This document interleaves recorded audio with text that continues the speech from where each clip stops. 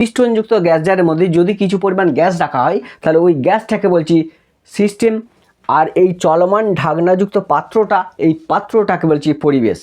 Definition কি বলছে? বলছে যে প্রক্রিয়ায় গ্যাসের চাপ এবং আয়তনের পরিবর্তন হলেও সিস্টেম এবং পরিবেশের মধ্যে, মানে গ্যাস এবং পাত্রটা এর মধ্যে তাপের কোনোরূপ আদান প্রদান হয় না, সেই প্রক্রিয়াটাকে বলছে রুদ্ধতাপ। অর্থাৎ এখানে যে গ্যাসটা আছে সেই গ্যাসের যে টেম্পারেচার থাকবে এই টেম্পারেচারটা বাইরে বেরিয়ে আসতে পারবে না, আবার বাইরে থেকে কোনো তাপ ওই গ্যাস জারের মধ্যে প্রবেশ করতে পারবে না। তাহলে এই গ্যাস জারের মধ্যে যে গ্যাস আছে সেই গ্যাসের যে টেম্পারেচার সেটা সবসময় ফিক্স থাকবে, মানে অবরুদ্ধ হয়ে থাকবে। এই জন্য পদ্ধতি হচ্ছে রুদ্ধতাপ পদ্ধতি। তাহলে রুদ্ধতাপ পদ্ধতিতে যেহেতু তাপের আদান প্রদান জিরো, আমরা তাপের আদান প্রদানটাকে কী দিয়ে ডিনোট করি? ডিকিউ দিয়ে ডিনোট করি। তাহলে এই পদ্ধতিতে ডিকিউ এর ভ্যালুটা হয় জিরো। তাপ গতিবিদ্যার প্রথম সূত্রের ম্যাথামেটিক্যাল ইকুয়েশন যেটা আমরা পেয়েছি সেটা কি না, ডিকিউ সমান কত? ডিইউ প্লাস ডিডব্লিউ, যেখানে ডিকিউ হচ্ছে তুমি কত পরিমাণ তাপ দিলে, সাপ্লাই করলে, সেটা হচ্ছে ডিকিউ। ডিইউ মানে কি? ওই তাপটা গ্যাসটা কী করবে? দুটো কাজ করবে। যদি কোনো গ্যাসকে আমি তাপ সাপ্লাই করি সেই তাপটা দুটো অংশে কাজ হয়। একটা হচ্ছে গ্যাসের ইন্টারনাল এনার্জি বৃদ্ধি পায়, যেটাকে আমরা ডিইউ দিয়ে ডিনোট করি। আর এই ইন্টারনাল এনার্জি বৃদ্ধি পাওয়ার জন্য গ্যাসটা কিছু পরিমাণ কার্য করতে পারে, এই কার্যটাকে আমরা ডিডব্লিউ দিয়ে ডিনোট করি। অর্থাৎ ফার্স্ট ল অফ থার্মোডাইনামিক্সের আমি ম্যাথামেটিক্যাল ইকুয়েশন যদি দেখি তাহলে সেটা পাই ডিকিউ সমান ডিইউ প্লাস ডিডব্লিউ। এই রুদ্ধতাপ প্রক্রিয়ার ক্ষেত্রে ডিকিউ কত? না জিরো হয়। তাহলে ডিকিউ যদি জিরো হয় তাহলে আমি লিখতে পারি জিরো সমান ডিইউ প্লাস ডিডব্লিউ। এখান থেকে যেটা পাবো সেটা হচ্ছে ডিডব্লিউ সমান মাইনাস ডিইউ।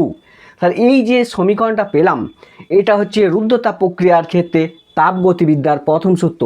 আচ্ছা, রুদ্ধতাপ প্রক্রিয়ার কতগুলো বৈশিষ্ট্য আছে। বৈশিষ্ট্যগুলি কি? নাম্বার ওয়ান, যেটা এই প্রক্রিয়াটা অত্যন্ত দ্রুত গতিসম্পন্ন প্রক্রিয়া। এক নম্বর, যদি পিস্টনটাকে হঠাৎ করে তুলে নিই তাহলে গ্যাসের আয়তনটা বাড়বে, বাট পরিবেশটা থেকে এর তাপ নিতে পারবে না। প্রক্রিয়াটা অত্যন্ত দ্রুত গতিসম্পন্ন প্রক্রিয়া, নাম্বার ওয়ান। নাম্বার টু কি? পাত্রটাকে অবশ্যই তাপের কুপরিবাহী হতে হবে। অর্থাৎ এই যে পাত্রটা আছে এটা তাপের কুপরিবাহী যদি না হয় তাহলে এখান থেকে টেম্পারেচার বাইরে বেরিয়ে চলে আসবে, আবার বাইরে থেকে টেম্পারেচার ভেতরে ঢুকবে। তাহলে পাত্রটাকে অবশ্যই তাপের কুপরিবাহী হতে হবে। তিন নম্বর যেটা, সেটা হচ্ছে এই প্রক্রিয়াটা p V to the power gamma সমান ধ্রুবক এই সূত্রটাকে মেনে চলে।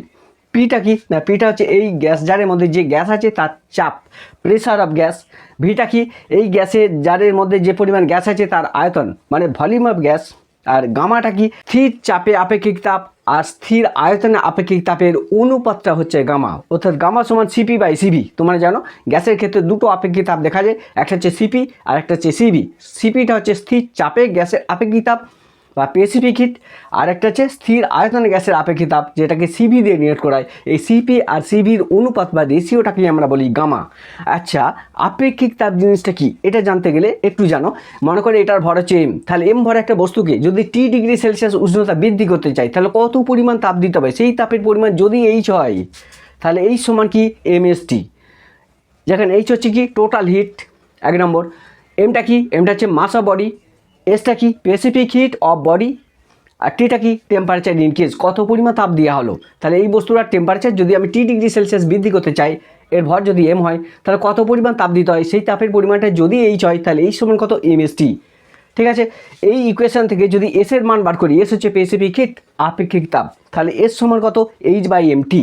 এখন নিচে এই যে অংশটা এম আর টি আছে এটাকে ওয়ান করে দাও।